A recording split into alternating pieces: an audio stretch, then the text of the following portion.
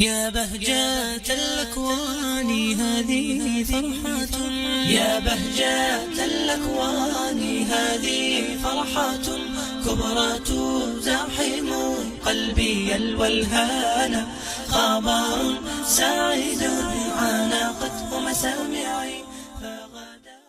أعوذ بالله من الشيطان الرجيم. بسم الله الرحمن الرحيم، والصلاة والسلام على رسول الله وعلى آله وصحبه أجمعين. رب اشرح لي صدري ويسر لي أمري واحلل عقدة من لساني يفقهوا قولي. It's called Reclaim Your Heart. And actually, it's very relevant, the title, to what we're talking about today. And so is actually the scenario that he painted. The title of the talk that we're talking about today is Preparing for the Marriage, Not Just the Wedding. And one thing that's very, very common that happens, as in the scenario that he described, is that so much of our preparation, so much of our anticipation, so much of our focus when we're getting married is actually on the wedding. In the sense of, at the beginning, for example, there's a lot of anticipation about what's going to happen on that day. And I think that beyond that, at sort of a larger level, we also have this idea where we think of marriage as the end of a story, right? Because this is how it happened in our fairy tales, and this is how then it happens in our rom-coms or romantic comedies. This is how it happens in the stories and in the fairy tales and in Disney and so on. And the idea is that you're sort of living your life incomplete in some way. You're living your life, and you are, when you go and you study. Actually, it's very interesting. You learn a lot when you study some of these classic fairy tales that we grew up with. In my class, one of the things that we do in the section about marriage is we just take the story of Cinderella and the story of Sleeping Beauty, and we just study these stories and just look at some of the concepts in these stories. And some people will say, but those are just fairy tales. But what's very interesting is that they're not just fairy tales, because they teach concepts, and they are concepts that then evolve and continue, but the concepts stay the same. And I'll tell you what those concepts are. When you look, for example, at Sleeping Beauty, you find that the way it works is this. This prince, he walks into a castle, and everybody in the castle is pretty much dead. Okay? Everybody is kind of like in a coma. And he goes through the castle and basically scanning for the most beautiful person. And it's a bunch of dead people. I'm not kidding, this is the story. It's a bunch of dead people, and then he spots the most beautiful one among them. She's Sleeping Beauty. That's why she's called Sleeping Beauty. And he goes up to her and falls madly in love. Hold up. She's dead. What is he in love with? It's like, okay, she hasn't opened her mouth, she's dead, so it's obviously not her personality, it's not her beautiful heart, it's not her beautiful character, because she's in a coma. But he's in love with her, right? So then what happens is he decides he's going to kiss her, which is really shady, because this is like, if you don't just go around kissing people in comas that you don't know just because they're beautiful. That's what happens. So he kisses her, and then she comes to life. And not only does she come to life, but everyone else in the castle comes to life. So, wow. Okay. So first of all, if you are the most beautiful person, then and only then you can save the world.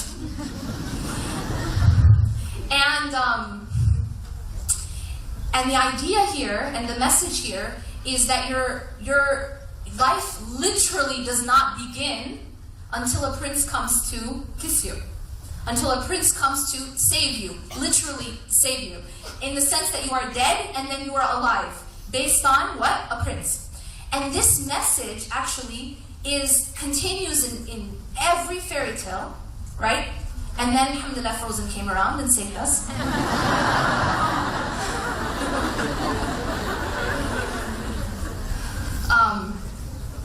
So anyway, so this is the message in all of them, right? So then you have Cinderella, and the idea in Cinderella is you have this woman who's abused, right? She's abused by her parents, her stepmother, and her sisters. And she's completely helpless, isn't she? She can't do anything for herself. She is a passive observer, rather a passive victim of her own life. And she has no power to do anything. She has birds that do stuff for her. She has, and then one day, a fairy godmother too. So one day, a fairy godmother comes around and turns her from her rags that she's wearing and gives her a beautiful dress. So now she goes to the ball, and again, what is her very important qualities at this ball? She's the best dressed. And the reason she's the best dressed is because a bunch of birds and animals came together and made her dress. So she's the best dressed, and again, she's the most beautiful one at the ball. So naturally, the prince falls in love with her. Again, doesn't know anything about her, there's nothing to do, it's not her personality, her beautiful heart, her beautiful character, because she just has the most beautiful dress and the glass slippers.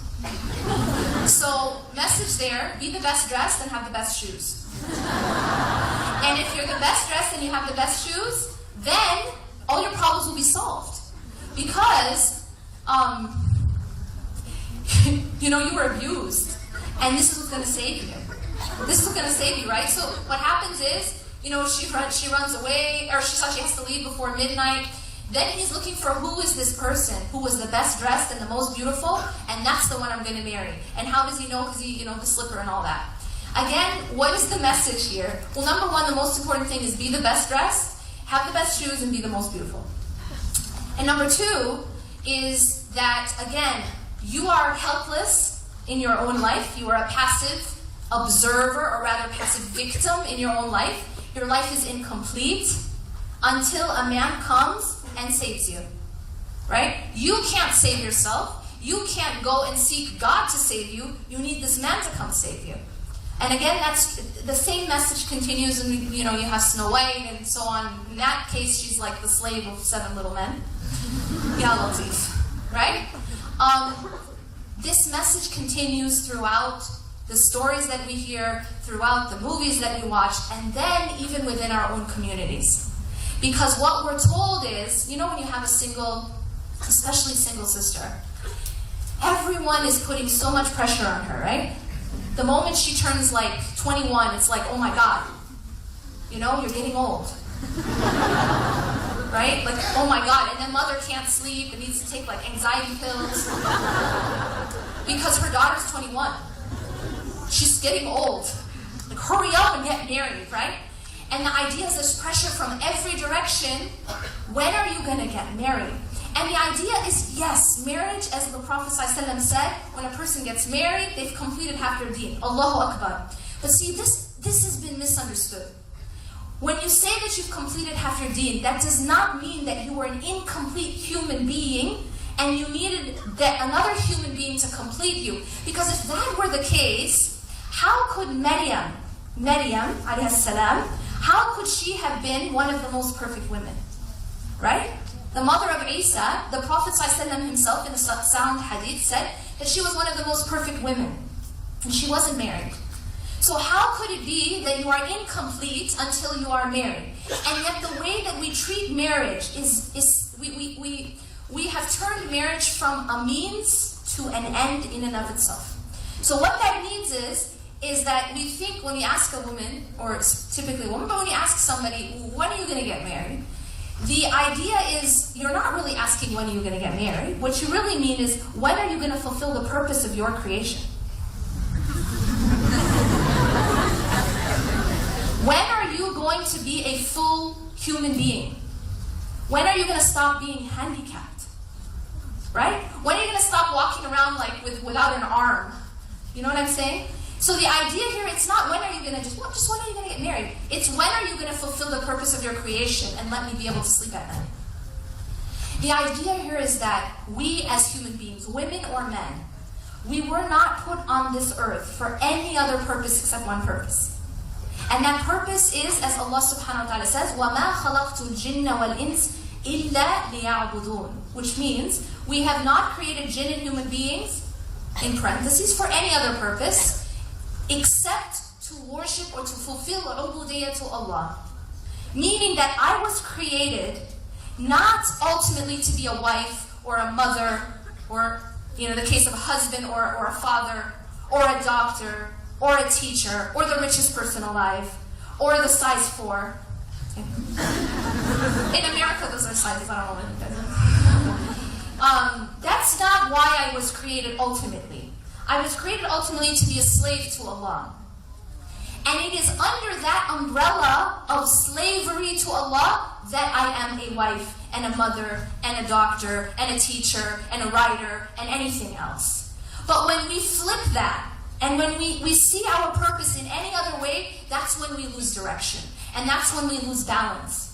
If I think that as a woman I was put on this earth to get married and have babies, then I have lost my ultimate purpose. Because my ultimate purpose was to be a slave to Allah.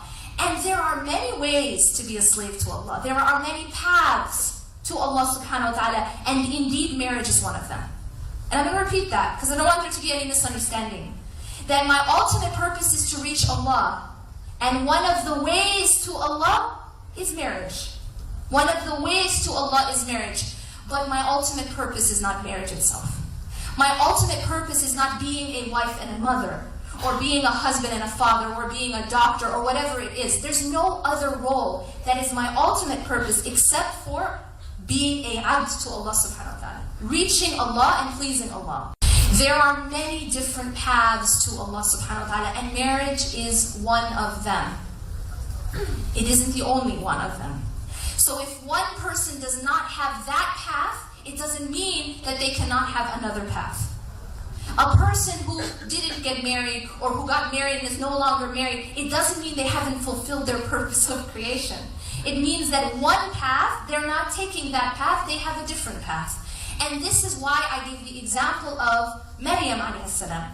Because this is an example of one of the perfect women, along with the Prophet ﷺ told there's 4 perfect women. One of them was not married, and that's Maryam alayhi salam. One of them, Asya, was married, but to a very, very tyrannical and abusive disbeliever, which was Pharaoh. So you have a single mom who never got married, Maryam alayhi salam. She was one of the most perfect women. And then you have an example of a woman who's married to a very bad man. And then you have an example of a woman, Fatima, radiallahu anha, who's the daughter of a prophet. And then you have Khadija, radiallahu anha. And so you have these examples of these women, and they are all different, having different walks of life. There isn't only one way to Allah subhanahu wa ta'ala. As a woman or as a man, there isn't only one way to Allah subhanahu wa ta'ala. So what we have to do is we have to redefine our understanding of what marriage really is. When Allah subhanahu wa ta'ala talks about the relationship between husband and wife in Surah Al-Rum, وَمِنْ آيَاتِهِ أَنْ خَلَقَ لَكُم مِّنْ أَنفُسِكُمْ أَزْوَاجًا لِتَسْكُنُوا إِلَيْهَا وَجَعَلَ بَيْنَكُم مَّوَدَّةً وَرَحْمَةً.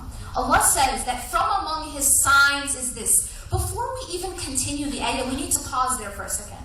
What does it mean to say it's from among His signs? By the way, this is the ayah that's on every Muslim wedding invitation. Here too, right? Yeah? Awesome. This is the ayah, right? Because this is the ayah about romantic love. This is the ayah about marriage. But it begins in a very important way, in a very interesting way that we have to reflect. He says, وَمِنْ آيَاتِهِ. This is from among His signs. Now, pause and reflect for a moment about the purpose of a sign. When you're driving, and you're driving to Kuala Lumpur, and you see a sign, what is the purpose of the sign? Directs you, guides you, pointer. It takes you somewhere else. It guides you and points you towards something else. Now, if you're trying to get to Kuala Lumpur, and you see a sign that says Kuala Lumpur 10 kilometers, do you go take your car, say, oh, I saw the sign, and you park and you just stay there? Is that what you do? What's the purpose of the sign? To direct you to keep going. Yeah? But the sign itself is not the destination. Am I making sense? The sign itself is not the destination. The sign is a director. The sign is a pointer to the destination. Now in this case, Allah says that this relationship between husband and wife is a sign. In other words, it's not the destination. It is a pointer to the destination. It is a guidance.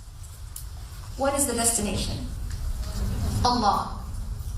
It's Allah. That's why the ayah says, وَمِنْ آيَاتِهِ. Ayatihi means among His signs. It's among His signs. So it's a sign to Allah. It's a pointer to Allah. It's a guidance towards Allah. But it is not the end in and of itself. The story doesn't end at the wedding. That's where it begins. It doesn't end there. That's where it begins. Because this is the path. And this is one of those vehicles that's supposed to help you in that path. But it isn't the end. It's not, like in the stories and in the movies. Where does the story end? At the wedding. Like the dude, that's when the story ends. Yeah? It's like the end. Then he lived happily ever after. Nah. That's not how it works. This isn't the end. This is the beginning. The beginning of now, this is a vehicle to take me to my end. My end is Allah. Never ever mix up the two. Never mix up the means and the end. Don't mix them together. Because if you do that, that's when you really, really suffer. And you lose direction. Because you think that this is the end. It's a means. It's a means. وَمِنْ آيَاتِهِ أَنْ خَلَقَ لَكُم مِنْ أَنفُسِكُمْ أَزْوَاجًا لِتَسْكُنُوا إِلَيْهَا. So from among His signs is that He created spouses for you, that you may dwell in tranquility with them. Part of this relationship is this sense of stability and this sense of peace and this sense of tranquility. وَجَعَلَ بَيْنَكُمْ مَوَدَّةً وَرَحْمَةً. Now, mawaddatan and rahmah, these two concepts in marriage, it's just such a perfect summary of what is needed in that relationship. Now, the word mawadda is translated as what? Love. But then what's hubb? So wait, they're two different words, and in English we say love for both, right? So in Arabic you have to understand that no two words have the exact same meaning. There's a different shade of meaning between mawadda and hubb. And the difference is linguistically is that hubb means love. And this love can be something I feel in my heart. But mawadda is different. Mawadda, the name of Allah, al-wadud. Wid is a type of love that is expressed. So you see the difference between hubb. And this ayah doesn't say, وَجَعَلَ بَيْنَكُمْ حُبْ وَرَحْمَةً. It doesn't just say love, but it is expressed love. The Shaykh before, yikes. He was talking about this concept of how there's mawadda at the beginning, and then and then what carries you through is rahmah. But what I would actually say is that expressed love needs to be throughout the relationship. And to say that just ends, you don't need to express love anymore, express love for the first few weeks in the honeymoon, and then after that you just put up with each other. No! Expressed love needs to carry you through the relationship. That's what mawadda is. Mawadda means that you are not just feeling love. So many people say, but I love my spouse. Okay, when was the last time you expressed it? But I love them. When was the last time you expressed it? If you love them, that's just hope. That's just hope. But when you say mawadda, this is expressed love. And a part of keeping this relationship strong, it is not enough to just say I love them in my heart. It's not enough. It's kind of like the people who say my hijab is in my heart. Right? I pray in my heart. I fast in my heart. I give zakah in my heart.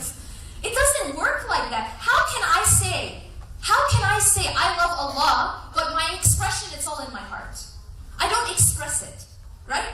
This is what people are saying when they say my hijab is in my heart, or my prayer is in my heart. I'm saying I love God, but I don't express it. It doesn't show in my action. That doesn't work. Love needs to be expressed. And when Allah says, الَّذِينَ آمَنُوا وَعَمِلُوا الصَّالِحَاتِ, these two have to go together, don't they? Those who believe and what? Do righteous deeds. Allah always connects the belief. In other words, the feeling inside and the expression of it in action. الَّذِينَ آمَنُوا وَعَمِلُوا الصَّالِحَاتِ. So we cannot say I love, but I don't show. I love, but I don't express in any way. Our love for God is expressed. I don't pray in my heart only. I don't wear hijab in my heart only. Yes, in my heart I pray, but I also pray externally too. I also express it in my action. Similarly, human love is kept strong when it is expressed. And therefore the word used in this ayah is mawadda. Mawadda, not just hope. So expressed love and then rahmah, mercy and compassion. And yes, this is necessary. This is the aspect where we are able to overlook. We are able to be compassionate and caring and empathetic and feel what the other person is feeling and be able to give them 70 excuses and be able to feel that, they're not acting this way because they want to hurt me. They're acting this way because they're going through this and they're going through that. This is compassion. And this is necessary. This is a necessary ingredient. Mawaddatan wa rahmah. And then again at the end of the ayah, Allah repeats that this is a sign. A sign for who? Those who reflect. Those who think and contemplate. Those who understand. So Allah begins the ayah by saying this is a sign, and He ends the ayah by saying this is a sign. And in the middle, He's talking about romantic love. So this idea of marriage, Allah is showing us in this ayah that this is a sign of Allah. It isn't the destination. So we have to use it as a means. It's a path to Allah subhanahu wa ta'ala. It's part of the journey, it's not the end itself. And when we put things into perspective like that, it totally changes how we interact within marriage. And this really brings us to the heart of the question of, are we preparing for the marriage, or are we just preparing for the wedding? Are we just saying, okay, I got married, check that. It's kind of like you have like a list of things you need to do in life. Check, done, It's not the end, it's the beginning. And how is it that you're going to prepare for that wedding, for that marriage? Is that when you see this as part of your path, then you interact with that within that relationship very differently.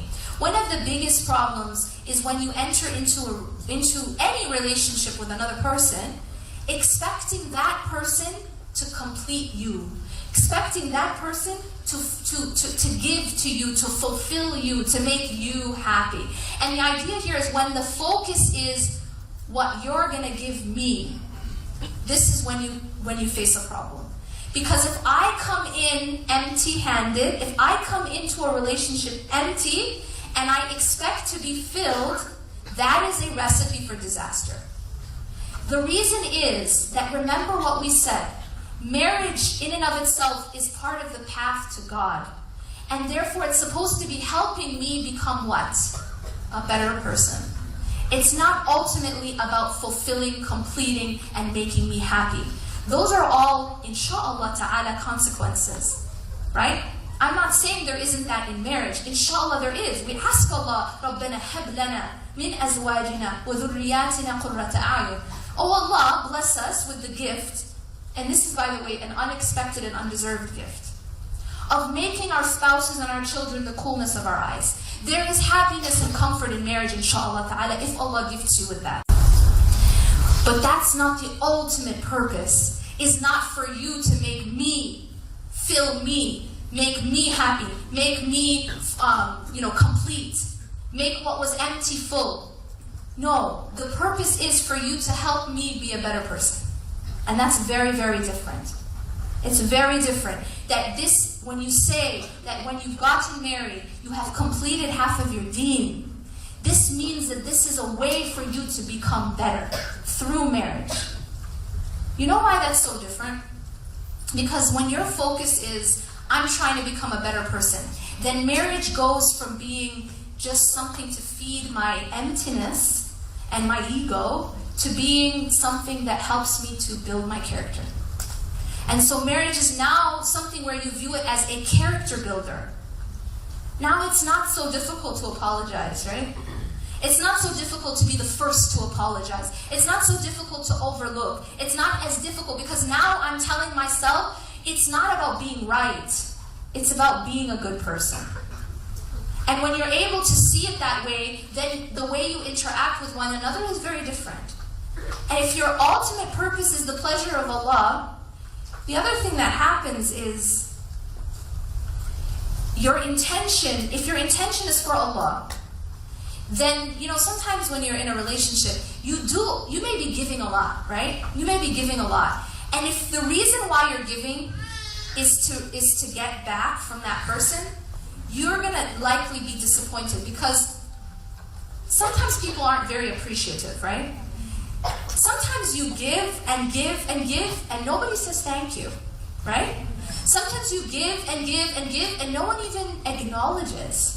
No one even notices. Does it happen or not? Every single mother in this room is like, and I'm sure you got fathers too. Maybe you're just not nodding as intensely. But yeah, you know what I'm saying, right? Human beings, we're thankless. Like Allah tells us, like that mankind is like in our nature. We're very ungrateful. We just are very ungrateful. I mean, if we're ungrateful to God, right? We're ungrateful to God. How are we going to be with people? How are we going to be with one another, right? We're not very grateful. And so if we're sitting around waiting for people to be grateful, we're going to be constantly disappointed. Yeah? If you're sitting around waiting for thank you, right? Thank you, I appreciate you. And this isn't to say we shouldn't be. We need to be appreciative. Because the Prophet ﷺ said, he who does not thank people does not thank Allah. So there's a connection between being grateful to people and showing gratitude to Allah. But I'm talking about when you don't feel appreciated by people. Well, this is the beauty of doing something for the sake of Allah. Right? Because no matter what, if nobody thanks you, if no one acknowledges you, if no one even notices what you've done, Allah always acknowledges and Allah always notices. And in fact, one of the attributes of Allah is ash-shakur. And like from shukr, Allah is always noticing. And Allah is grateful. Allah is thankful. He will notice even the smallest gesture that we do for His sake. To the extent that you are walking down the street and you see like something harmful in the road and you pick it up, this is noticed by Allah. This is rewarded by Allah. You see how Allah is just waiting to give us reward for even the smallest thing. We smile at one another, it's a charity. We pick up something harmful from the road, it's a charity. Allah always notices these things as long as they're done for His sake. Human beings aren't always like that, aren't very much like that. So this is another way where it makes the relationship stronger when you have the right focus. That I'm doing this for Allah. Ultimately, I'm doing this for Allah. So if something is not immediately appreciated or immediately acknowledged, you don't feel that devastation, that constant disappointment, because Allah always notices and Allah always rewards. And your reward is with Allah no matter what, no matter who thanks you, no matter who acknowledges, no matter who says thank you, no matter who even notices what you're doing. Now, in kind of like in the whole grand scheme of why it is, in order for any relationship to be successful, we have to have a very clear picture of our purpose. So if I were to summarize the concept that I want to give to you today is this idea of why is it that we get married? What is the ultimate purpose? When we have that clear, when we realize that the ultimate purpose is Allah and that this is a means, it really changes the way we view marriage. It changes the way we view our relationships, and then how we're able to be in that relationship. I'll end with this, and that is the idea of giving versus taking. Of giving versus taking. The Islamic concept of marriage is one where it encourages giving. And it encourages the focus on giving. Versus what we see when we are doing something for the sake of our nafs, the focus is on taking. The focus is on taking. And part of that reason, which I'm going to talk about more in my next lecture, inshallah, about happiness. Part of the reason for that is that when your focus is not Allah, when your focus is not for the sake of Allah, you become very empty inside. It's like a person who doesn't have money, a person who's poor, a person who's begging. And you see, when you're poor and when you don't have money and when you don't have food and when you're starving, what do? What does a person do who doesn't have money and doesn't have food and doesn't have food? You beg. You beg. You become a beggar, right? Because if you don't have, you're going to be desperate to take, right? Have you ever seen a beggar who's out giving charity? Have you ever seen a beggar who's looking for people to give money to? Why not? What's the reason? Because they're in need, right? They are bankrupt internally, literally, they're bankrupt.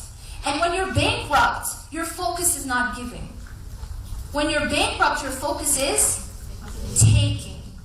Your focus is demanding. Why? Because I need. It's really not your fault. It's because you need. You're in need. You're empty.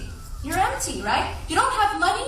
You don't have food. Of course you're going to be begging. Of course you're going to be demanding. Of course you're going to be focused on taking.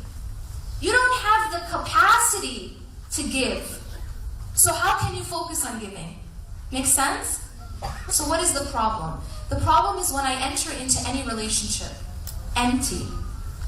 When I enter into any relationship, poor, I'm going to be a person who's demanding and focused on taking.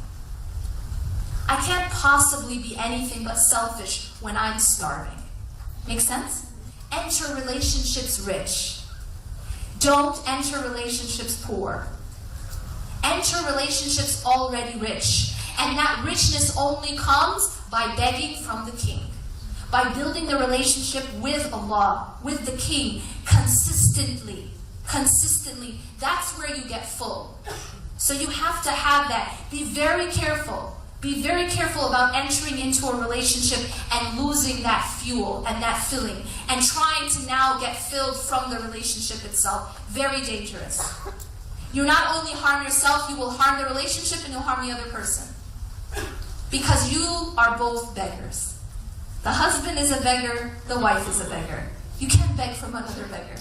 You have to go to the king. And the more that you fill up, the more rich you become from the king, the more generous you can be in that relationship.